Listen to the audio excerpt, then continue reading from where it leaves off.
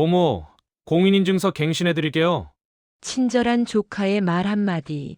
하지만 그 뒤에는 70세 할머니의 전 재산 4억을 노리는 치밀한 계획이 숨어 있었습니다. 스마트폰 하나로 시작된 디지털 사기. 조카는 어떻게 할머니를 속였을까요? 그리고 할머니는 어떻게 이 위기에서 벗어났을까요?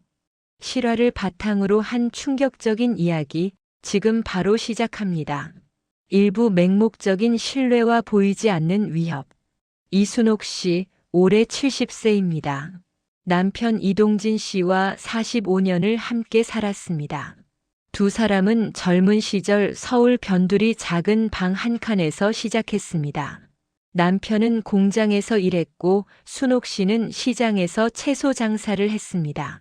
새벽 4시에 일어나 도매시장에 가서 채소를 떼어오고 저녁 7시까지 장사를 했습니다. 손님들은 순옥 씨를 좋아했습니다. 정직했고 늘 웃는 얼굴이었으니까요. 아주머니, 이렇게 주시면 남는 게 있어요? 괜찮아요. 장사는 마음이 편해야 오래 하는 거예요. 그렇게 40년을 일했습니다. 그렇게 모은 돈으로 작은 집을 샀습니다. 서울 외곽이었지만 순옥 씨 부부에게는 꿈 같은 일이었습니다. 자식은 없었지만 두 사람은 서로가 있어 외롭지 않았습니다. 하지만 5년 전 남편이 갑자기 쓰러졌습니다. 뇌출혈이었습니다. 일주일 후 남편은 순옥 씨의 손을 잡은 채 눈을 감았습니다. 여보, 나 혼자 어떻게 살아요? 장례식장에는 많은 사람들이 찾아왔습니다. 그 중에는 친조카 김영수도 있었습니다. 영수는 순옥 씨의 오빠 아들이었습니다. 순옥 씨의 오빠는 영수가 어릴 때 사고로 세상을 떠났고 형수도 몇 년 후 병으로 돌아가셨습니다. 영수는 고아원에서 자랐습니다. 고모, 제가 이제 고모를 도와드릴게요. 40대 초반의 영수는 깔끔한 양복을 입고 있었습니다. 컴퓨터 관련 일을 한다고 했습니다. 순옥 씨에게 영수는 유일한 혈육이었습니다. 장례를 치르고 나서 순옥 씨는 혼자가 되었습니다. 텅 빈 집, 외로움이 몰려왔습니다. 영수는 자주 찾아왔습니다. 일주일에 한두 번씩 들러서 안부를 물었습니다. 고모, 밥은 드셨어요? 제가 반찬 좀 사왔어요.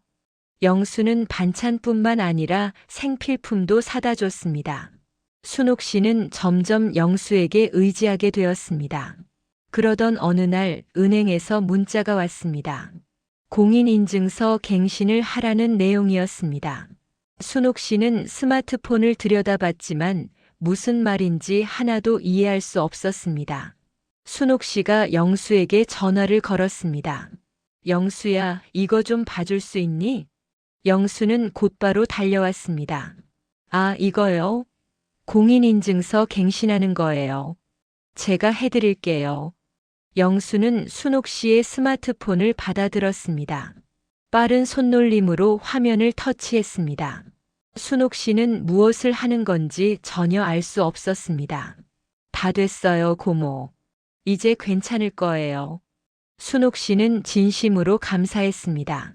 하지만 순옥 씨는 몰랐습니다. 영수가 자신의 기기에도 인증서를 복사해 놓았다는 사실을, 그리고 순옥 씨의 은행 계좌에 접근할 수 있는 모든 권한을 얻었다는 사실을. 그 후로 영수는 더 자주 찾아왔습니다. 공과금 납부, 은행 업무, 병원 예약까지 모든 것을 영수가 대신 해주었습니다. 고모, 뉴스 보셨어요? 요즘 전화로 사기치는 사람들 엄청 많대요. 절대로 다른 사람한테 비밀번호 알려주시면 안 돼요. 영수는 순옥 씨를 다른 사람들로부터 고립시키고 있었습니다. 순옥 씨는 점점 영수에게만 의존하게 되었습니다. 어느 날 밤 이상한 일이 벌어졌습니다. 순옥 씨는 물을 마시러 부엌에 갔습니다. 거실을 지나가는데 소파 위에 놓인 자신의 스마트폰 화면이 켜져 있었습니다. 분명 꺼놓았는데 말이죠. 화면에는 은행 앱이 실행되어 있었습니다. 그리고 알 수 없는 숫자들이 움직이고 있었습니다. 내가 잘못 본 건가?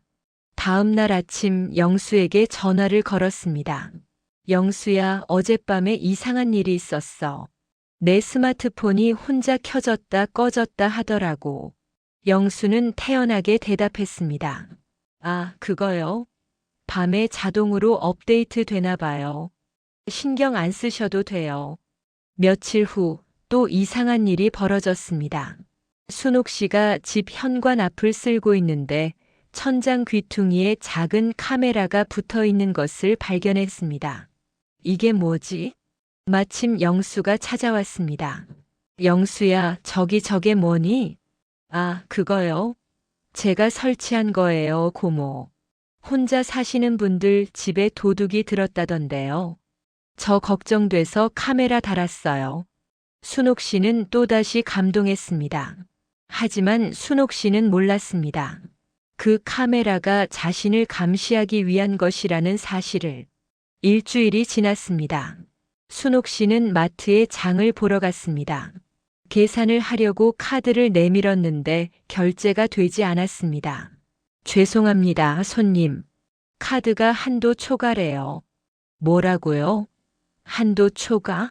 순옥 씨는 집에 돌아와 영수에게 전화를 걸었습니다. 영수야, 카드가 안 된다는데. 한도 초과래. 이상하네요. 제가 한번 확인해 볼게요. 영수는 재빨리 순옥 씨가 은행에 가는 것을 막았습니다. 그날 저녁 영수가 찾아왔습니다. 노트북을 들고 왔습니다. 고모, 제가 확인해 봤는데요. 자동 이체 때문에 일시적으로 한도가 찼던 거예요. 영수는 노트북 화면을 잠깐 보여줬습니다. 순옥 씨는 전혀 이해할 수 없었습니다. 하지만 그날 밤 순옥 씨는 또 잠을 설쳤습니다. 새벽 2시 순옥 씨는 잠에서 깼습니다. 목이 말라 부엌에 물을 마시러 갔습니다. 거실을 지나가다가 또 스마트폰 화면이 켜져 있는 걸 발견했습니다. 이번에는 확실히 봤습니다.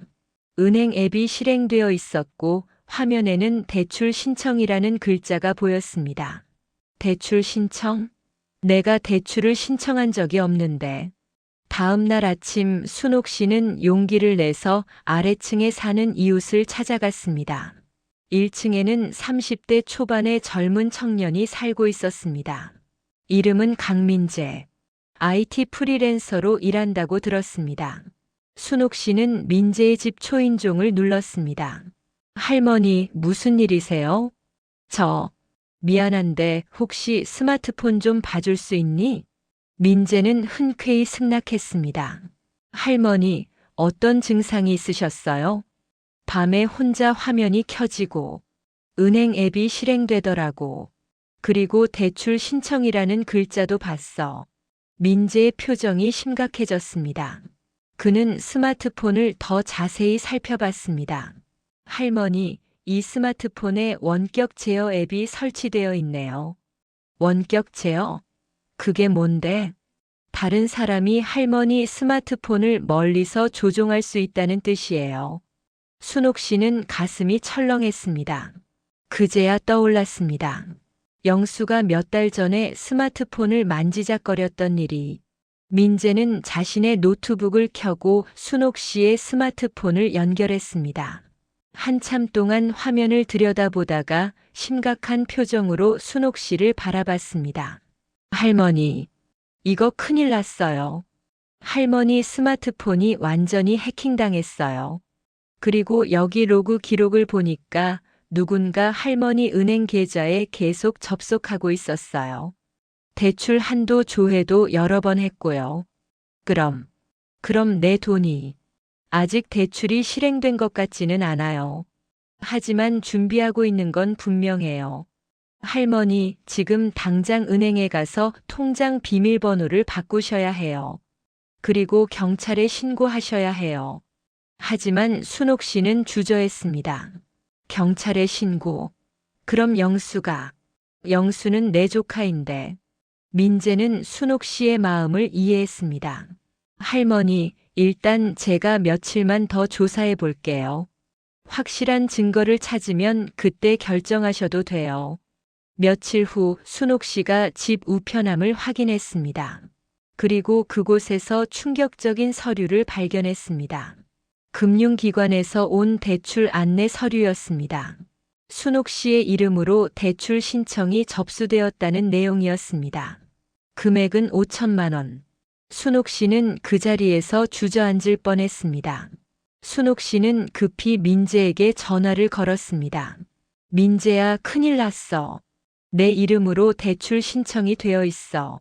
민재는 곧바로 순옥 씨의 집으로 올라왔습니다. 서류를 확인한 민재의 얼굴이 심각하게 굳어졌습니다. 할머니, 이건 아직 승인 전 단계예요. 하지만 곧 승인될 거예요. 지금 당장 은행에 연락해서 취소해야 해요. 그날 밤 순옥 씨는 한숨도 자지 못했습니다. 평생 모은 재산이 얼마인지 계산해 봤습니다. 집, 예금, 적금을 합치면 약 4억 정도 되었습니다. 남편과 함께 평생 모은 돈이었습니다. 새벽 6시 민재에게서 전화가 왔습니다. 할머니, 제가 밤새 조사를 더 해봤어요. 그리고 충격적인 걸 발견했어요. 할머니 조카분이 요양원과 이메일을 주고받았던 기록을 찾았어요. 요양원? 네. 할머니를 강제로 입소시키려는 계획을 세우고 있었어요. 민재는 전화를 끊고 5분 만에 순옥 씨의 집 문을 두드렸습니다. 노트북을 열어 화면을 보여줬습니다. 이메일에는 이렇게 적혀 있었습니다. 고모의 치매 증상이 심해지고 있습니다. 혼자 생활하기 어려운 상태라 전문적인 돌봄이 필요합니다. 강제 입소가 가능한지 상담을 원합니다. 순옥 씨는 숨이 막혔습니다. 나는 치매가 없는데. 민재는 다른 이메일을 보여줬습니다. 요양원 측의 답장이었습니다. 보호자의 동의와 의사 진단서가 있으면 입소 가능합니다. 성년 후견 제도를 활용하시면 보호자가 법적으로 재산 관리 권한을 가질 수 있습니다. 할머니, 조카분의 계획은 이거예요. 할머니를 치매 환자로 만들어서 요양원에 보내고 성년 후견인이 되어서 할머니의 모든 재산을 관리하는 거예요. 민재는 또 다른 파일을 열었습니다. 영수가 다른 사람과 주고받은 문자 메시지였습니다. 형님, 고모 일 잘 진행되고 있어요. 일단 주변 사람들한테 고모가 정신이 이상하다는 소문 퍼뜨렸어요. 잘했어. 그럼 병원 진단서는? 그것도 준비 중이에요. 아는 의사한테 부탁했어요. 순옥 씨는 온몸이 부들부들 떨렸습니다. 할머니, 일단 오늘 당장 은행에 가서 대출을 취소하고 통장 비밀번호를 바꿔야 해요. 그리고 경찰에 신고하셔야 해요. 오전 8시 30분 순옥 씨는 민재에게 전화를 걸었습니다. 민재야, 은행 같이 가줄 수 있니? 이부 새벽의 경고와 충격적인 진실. 민재는 곧바로 올라왔습니다. 문을 나서려는데 민재가 말했습니다. 할머니, 현관에 카메라 있잖아요. 그거 끄고 가야 해요. 민재는 공유기의 전원을 껐습니다. 카메라의 작은 LED 불빛이 꺼졌습니다. 은행에 도착했습니다. 순옥 씨의 차례가 되었습니다. 저 대출 신청을 취소하고 싶어요. 그리고 통장 비밀번호도 바꾸고 싶고요. 직원은 컴퓨터를 확인했습니다. 아, 맞네요. 일주일 전에 인터넷으로 신청하신 기록이 있네요. 제가 신청한 게 아니에요. 다른 사람이 제 이름으로. 직원의 표정이 심각해졌습니다. 고객님, 그럼 이건 금융사기 가능성이 있어요. 혹시 다른 금융기관에도 대출 신청이 되어 있을 수 있으니까 확인해 보는 게 좋겠어요. 직원은 컴퓨터로 신용 조회를 했습니다. 그리고 화면을 보더니 놀란 표정을 지었습니다. 고객님 명의로 총 3곳에 대출 신청이 되어 있어요. 합계 금액이 3억 2천만 원입니다. 순옥 씨는 그 자리에서 기절할 뻔했습니다. 3억 2천. 은행에서 진술이 끝나고 집으로 돌아왔습니다. 오후 1시였습니다. 순옥 씨는 너무 지쳐서 소파에 쓰러지듯 앉았습니다. 오후 3시 순옥 씨의 휴대폰이 울렸습니다. 영수였습니다. 고모, 저예요. 병원 다녀오셨어요? 응, 다녀왔어. 그런데 집 와이파이가 꺼진 것 같은데요. 제가 설치한 카메라가 작동을 안 하네요. 아, 그게 청소하다가 실수로 전원을 뽑았나 봐. 아, 그러시구나. 괜찮아요. 제가 저녁에 가서 다시 켜드릴게요. 순옥 씨는 민재에게 문자를 보냈습니다. 민재야, 영수가 저녁 6시에 온대. 어떡하지? 민재의 답장이 곧 왔습니다. 할머니, 제가 올라가 있을게요. 옆방에 숨어 있을게요. 할머니, 영수랑 대화하는 거 녹음하세요. 오후 6시 초인종이 울렸습니다. 영수였습니다. 고모 왔어요. 영수는 평소처럼 밝게 웃으며 들어왔습니다. 손에는 치킨 한 박스를 들고 있었습니다. 영수는 거실 테이블에 치킨을 놓고 공유기로 다가갔습니다. 고모, 와이파이 제가 다시 켜드릴게요. 두 사람은 테이블에 마주 앉았습니다. 영수는 평소처럼 이런저런 이야기를 했습니다. 고모, 그런데 오늘 어디 가셨어요? 병원 말고요. 병원만 갔다니까. 그런데 카메라가 오전에 꺼졌잖아요. 혹시 누가 다녀갔어요? 영수의 목소리에 의심이 묻어났습니다. 아니, 청소하다가 실수로 전원을 뽑았다니까. 영수는 순옥 씨를 빤히 쳐다봤습니다. 두 사람 사이에 긴장감이 흘렀습니다. 고모, 혹시 누가 고모한테 이상한 말 하지 않았어요? 저에 대한 나쁜 말이라든지. 아니, 아무도 그런 말 안 했어. 정말요? 고모, 저 믿으시죠? 물론이지. 그럼 됐어요. 제가 고모를 위해서 하는 일이 있어요. 나중에 혼자 계시기 힘드실 것 같아서 제가 좋은 곳 알아보고 있어요. 나는 지금도 충분히 편해. 그래도 나이가 드시면 혼자 계시기 힘드시잖아요. 전문적인 도움이 필요해요. 나는 필요 없어. 순옥 씨는 목소리를 높였습니다. 고모, 왜 그러세요? 영수야, 너 내가 바보인 줄 아니?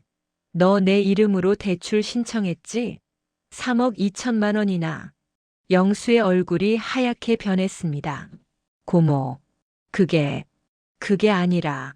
아니긴 뭐가 아니야. 나를 요양원에 보내려고 했지? 고모, 누가 그런 소리를 한 거예요? 그게 중요해? 내가 한 짓이 중요하지. 나 오늘 은행 다 다녀왔어. 대출 신청 다 취소했어. 영수의 표정이 완전히 변했습니다. 고모, 고모가 그렇게 나오시면 저도 어쩔 수 없어요. 고모는 이미 판단력이 떨어진 상태예요. 제가 준비한 서류들이 있어요. 의사 진단서도 있고요. 영수는 냉소적으로 웃었습니다. 바로 그때 안방 문이 열렸습니다. 민재가 나왔습니다. 할머니, 괜찮으세요? 역시 당신이었군요. 이건 우리 가족 일이에요. 당신은 상관하지 마세요. 할머니가 도움을 요청하셨어요. 그리고 저는 이미 모든 증거를 확보했어요. 영수의 얼굴이 더욱 굳어졌습니다. 나는 고아원에서 얼마나 힘들었는지 알아요? 다른 애들은 부모님이 데리러 오는데 나만 혼자 남았어요. 고모는 그때 뭐 했어요? 용돈이나 보내주면서 마음 편하게 산 거 아니에요? 영수야, 그때는 정말 형편이 안 됐어. 미안하다. 미안하다고요? 지금 와서 미안하다고 하면 뭐가 달라져요? 이제는 내가 받을 걸 받을 차례예요. 영수는 가방에서 서류 봉투를 꺼냈습니다. 이미 준비 다 됐어요. 의사 진단서, 요양원 입소 신청서, 성년 후견인 신청서까지. 고모가 서명만 하시면 돼요. 나는 안 해. 절대 안 해. 바로 그때 초인종이 울렸습니다. 경찰이었습니다. 안녕하세요. 이순옥 씨 맞으십니까? 저희는 금융범죄수사대입니다. 오늘 오전에 여러 은행에서 신고가 들어왔습니다. 경찰관 2명이 집 안으로 들어왔습니다. 김영수 씨 맞습니까? 네, 맞습니다만. 김영수 씨 몇 가지 여쭤볼 게 있습니다. 은행 측 조사 결과 대출 신청이 김영수 씨의 사무실 IP 주소와 일치합니다. 김영수 씨 경찰서 가셔야겠습니다. 잠깐만요. 저는 고모를 위해서 한 거예요. 김영수 씨 동행해 주시겠습니까? 영수는 경찰과 함께 집을 나갔습니다. 문이 닫히자 순옥 씨는 그 자리에 주저앉았습니다. 삼부 정의를 향한 첫걸음. 다음 날 아침 순옥 씨는 일찍 일어났습니다. 오늘 경찰서에 가서 진술을 해야 합니다. 오전 8시 민재가 찾아왔습니다. 할머니 준비되셨어요? 버스를 타고 경찰서로 향했습니다. 민재야, 내가 과연 잘하는 걸까? 영수를 이렇게 신고하는 거 말이야. 할머니가 신고 안 하시면 영수는 계속 다른 사람들을 속일 거예요. 경찰서에 도착했습니다. 금융범죄수사대 사무실로 갔습니다. 이순옥 씨 진술을 시작하겠습니다. 먼저 피해 사실부터 말씀해 주시겠습니까? 순옥 씨는 떨리는 목소리로 이야기를 시작했습니다. 진술은 2시간 넘게 걸렸습니다. 경찰관의 표정이 점점 심각해졌습니다. 이건 단순한 금융사기가 아니네요. 노인학대, 감금 미수까지 해당될 수 있습니다. 진술이 끝나고 집으로 돌아왔습니다. 순옥 씨는 너무 지쳐서 소파에 쓰러지듯 앉았습니다. 일주일 후 순옥 씨에게 편지가 한 통 왔습니다. 발신인은 영수였습니다. 고모에게. 고모, 저 영수입니다. 지금 구치소에서 이 편지를 쓰고 있습니다. 고모께 사과하고 싶어서 펜을 들었습니다. 고모 죄송합니다. 제가 정말 잘못했습니다. 제가 욕심에 눈이 멀어서 고모를 배신했습니다. 제가 어릴 때부터 가지고 있던 원망이 점점 커져서 결국 이런 일을 저지르게 되었습니다. 하지만 지금 와서 생각해 보니 그건 제 착각이었습니다. 고모도 당시에 경제적으로 어려우셨다는 걸 이제야 이해합니다. 제가 받을 처벌을 기꺼이 받겠습니다. 출소하면 다시는 이런 일을 하지 않겠습니다. 고모 건강하세요. 영수 올림. 순옥 씨는 편지를 읽으며 눈가에 눈물이 맺혔습니다. 민재야, 영수한테서 편지가 왔어. 할머니, 어떻게 하시려고요? 답장은 안 할 거야. 하지만 영수가 정말로 반성한다면 출소한 후에는 다시 시작할 기회를 주고 싶어. 한 달이 지났습니다. 영수의 재판이 시작되었습니다. 순옥 씨도 증인으로 출석해야 했습니다. 재판 당일 순옥 씨는 민재와 함께 법원으로 갔습니다. 법정에 들어선 순옥 씨는 긴장했습니다. 피고인석에 앉은 영수를 봤습니다. 영수는 수감복을 입고 있었습니다. 재판이 시작되었습니다. 검사가 영수의 범죄 사실을 낭독했습니다. 피해자 이순옥 씨 증언석으로 나와주시겠습니까? 순옥 씨는 떨리는 다리로 증언석에 섰습니다. 피해자분, 피고인이 저지른 범행에 대해 어떻게 생각하십니까? 피고인은 제 조카입니다. 저는 조카를 믿었습니다. 하지만 조카는 그 믿음을 배신했습니다. 피해자분, 피고인에 대한 처벌을 원하십니까? 네, 처벌을 원합니다.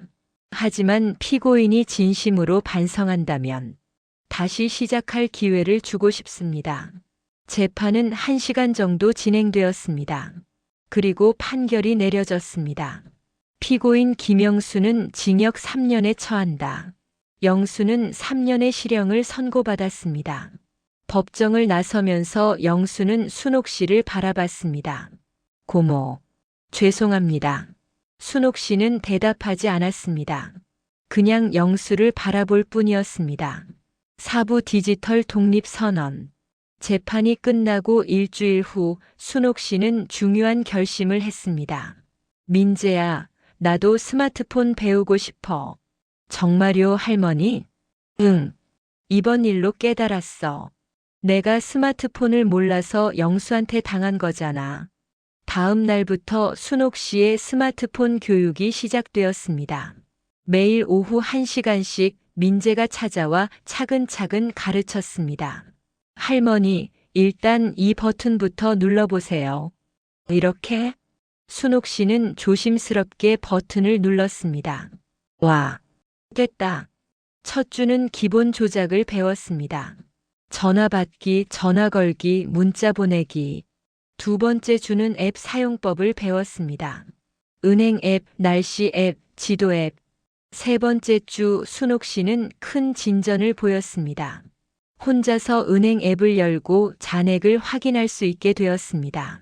민재야, 내가 해냈어. 혼자서 잔액 확인했어. 한 달 후 순옥 씨는 기본적인 스마트폰 사용을 마스터했습니다. 할머니, 가장 중요한 거 아시죠? 절대로 비밀번호를 다른 사람한테 알려주시면 안 돼요. 가족이라도요. 알았어. 이제는 누구한테도 안 알려줄게. 어느 날 민재가 순옥 씨에게 제안을 했습니다. 할머니, 제 친구가 노인분들 대상으로 디지털 교육 프로그램을 하는데요. 할머니도 참여해 보시는 게 어때요? 나를? 왜? 할머니 경험을 다른 노인분들과 나누시면 좋을 것 같아서요. 순옥 씨는 며칠 동안 고민했습니다. 그리고 결심했습니다. 좋아. 해볼게. 일주일 후 순옥 씨는 지역 복지관에서 열리는 디지털 교육 프로그램에 참석했습니다. 오늘은 특별한 분을 모셨습니다. 이순옥 할머니인데요. 최근에 디지털 금융 사기를 당할 뻔했지만 용기 있게 대처하셨습니다. 순옥 씨는 떨리는 마음으로 앞으로 나갔습니다. 안녕하세요. 저는 이순옥이라고 합니다. 올해 70살입니다. 순옥 씨는 자신의 이야기를 천천히 들려줬습니다.